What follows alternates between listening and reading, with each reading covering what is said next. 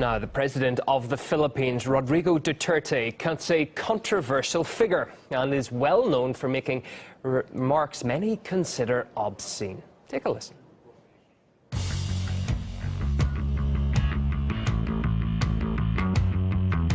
You must be respectful. Mr. Obama, you can go to hell. Mayor Duterte would ask only 5 questions to prove that you're stupid. Ambassador yung back. Visit ako dyan. I do not have any master. If you can say one bad thing about me, I can give you. Well, the president of the Philippines, Rodrigo Duterte, has given an exclusive interview to RT's Marina Kostreva. Marina joins me now live in the studio after hot-footing it back from the Philippines. Marina, I suppose, other than perhaps Donald Trump, Barack Obama over the last few months, one of the people who's been on our television screens all around the world more than any others is Rodrigo Duterte. You spoke to him directly. How did you find him? Well, he did appear to be exactly the way we saw him right there. He was direct, honest, and determined, really, not to allow anyone to tell him what to do in his own country. And you could tell that this is something that really infuriates him, especially when the criticism is coming from the U.S. or someone who doesn't really understand the issues in his own country and what he has to do to defeat them. Let's have a look. Every time the United States criticizes us or reprimands us, it always connected with a connective sentence that if you do not do this, if you do not do that, or if you do this and we do not like it, we will cut the assistance. Every time, several past presidents. Do you know that America is not a signatory of the International Criminal Court? And here is a guy threatening me with prosecution. Excuse me. You must be crazy, you know. Well, Mr. Duterte has definitely appeared to soften his criticism of the U.S. since the presidential election. And he did say that he finds Donald Trump to be a man that he could potentially work with and even build a friendship. But for now, he is shifting his focus more towards Russia and China. I had a talk in that meeting in Laos for the ASEAN. I personally requested to talk to the Prime Minister of Russia, Medvedev. So I told him my problem. And I said, you know, I am not asking for anything. We can survive with nothing. But I just want you to know that I want to be closer to you and China because I do not like what is happening to us. Marina, I suppose that leads to the point, doesn't it, about agreements with the U.S. Where does that leave Washington? Absolutely. Well, the thing is that Mr. Duterte doesn't like being blackmailed. And he said in case the U.S. blocks any arms sales, he doesn't care because he can easily have another agreement either with China or with Russia. In fact, he said when it comes to Russia, he can already get a buy one, get one free arms deal. So it doesn't really bother him at all. During the last day where he saw me, he went out of his way to shake hands with me. I said, Mr. President, oh, yeah, fine. And then he smiled and shook my hands. He said, I will wait for you in Korea, in Russia. Yes, of course, but not now, because I cannot stand cold. Well, he is planning a visit in the next coming months, even though it's too cold, as he said it. Right. And actually, you can watch more of the interview and what he said about Donald Trump, Barack Obama, and brother president, as he called him. And by that, he means Vladimir Putin right now.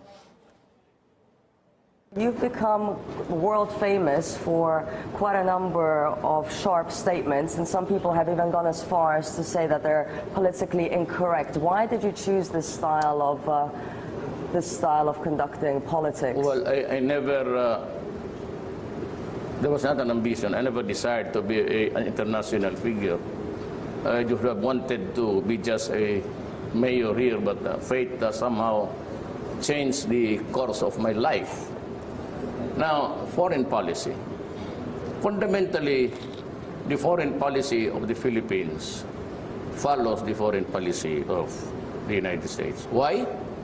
Well, we were occupied by Spain and made a colony for 400 years.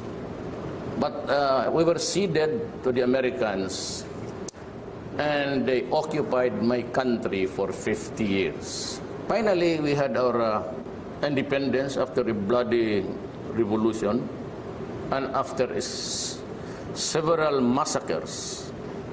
And these were the things that they just, I said, didn't even bother to apologize. But at the same time, America helped the Philippines gain its independence in 1946 after Japan's occupation got away. So do you think, in a way, you should be grateful to them, or do you think that the West is using their allies? Well, if you're an American in front of me, I would say now to you, you want me to thank you for occupying my country?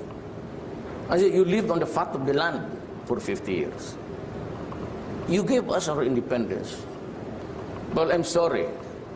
If the previous presidents would just kowtow and follow what American says, not me.